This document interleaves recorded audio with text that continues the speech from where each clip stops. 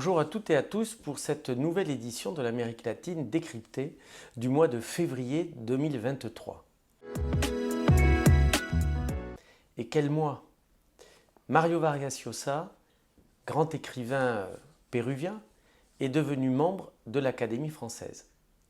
Cet auteur de plus de 30 ouvrages, prix Nobel de littérature en 2010, cet auteur de La fuite de l'Inca, La Maison verte, Pantaleon et les visiteurs, La fête au bouc, est désormais immortel, membre de l'Académie.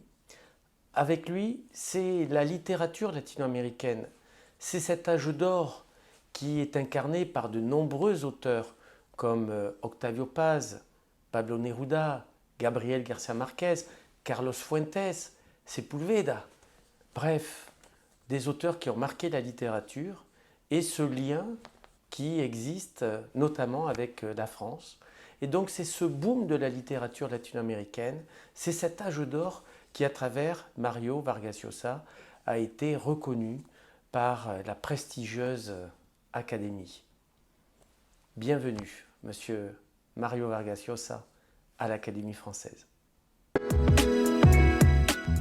Nous parlions du Pérou avec Mario Vargas Llosa, mais justement, l'actualité ce mois-ci, ça reste bien évidemment la situation d'ordre politique, économique et social dans ce grand pays des Andes qui n'a toujours pas trouvé un accord sur le plan institutionnel entre la présidence de la République et Madame Dina Boluarte, la présidente depuis le 7 décembre 2022, journée durant laquelle Pedro Castillo a été destitué de ses fonctions et donc remplacé par sa vice-présidente, Dina Boluarte, et le Parlement. Qu'est-ce qui achoppe entre eux? C'est un accord sur la date des prochaines élections. Dina Boluarte souhaitant que les élections présidentielles aient lieu le plus tôt possible, à savoir en décembre 2023, le Parlement restant sur les positions initiales, à savoir des élections au plus tôt en 2024. Pour l'heure, le malaise perdure, les manifestations continuent, les tensions sont toujours présentes dans ce pays de plus de 1 million de kilomètres carrés, avec des frontières avec l'Équateur, la Colombie, le Brésil, la Bolivie. Bref, un pays stratégique dans les Andes et un pays très actif à l'intérieur de l'Alliance du Pacifique qui rassemble, outre le Pérou, la Colombie, le Chili et le Mexique.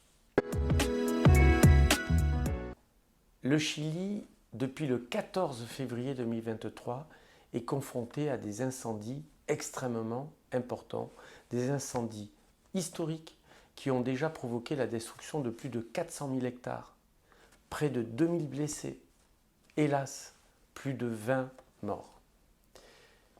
La mobilisation internationale est forte et nous devons saluer la présence de 83 pompiers français qui, avec des pompiers chiliens et de l'ensemble des pays qui ont apporté leur soutien au Chili, luttent jour après jour contre les incendies.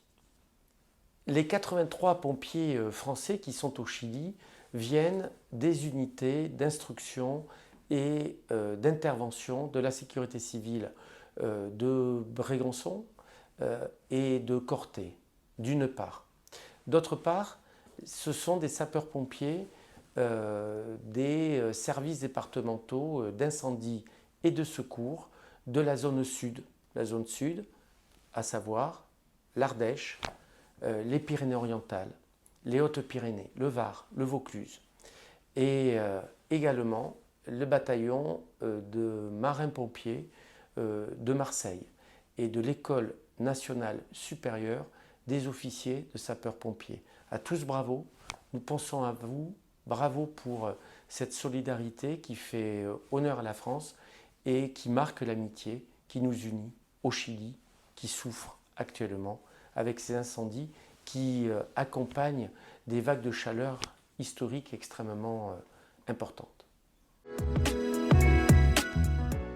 2 ans après le début de la crise sanitaire de la Covid-19, l'esprit de fête est de retour en ce mois de février, puisque nous pouvons saluer la réapparition du carnaval de Rio de Janeiro, qui a envahi non seulement les rues de Rio, mais les esprits. Et avec le carnaval de Rio de Janeiro, ce sont d'autres carnavals en Amérique latine, notamment celui de Barranquilla, qui ont fait leur grand retour. Et avec eux, ce moment de fête, ce moment de culture, ce moment de partage. Et Dieu sait combien nous en avions besoin. Bonne nouvelle sportive, mais en plus de l'équipe de France de football féminin, Haïti va participer à la Coupe du Monde de football féminin qui se tiendra du 20 juillet au 20 août en Nouvelle-Zélande et en Australie.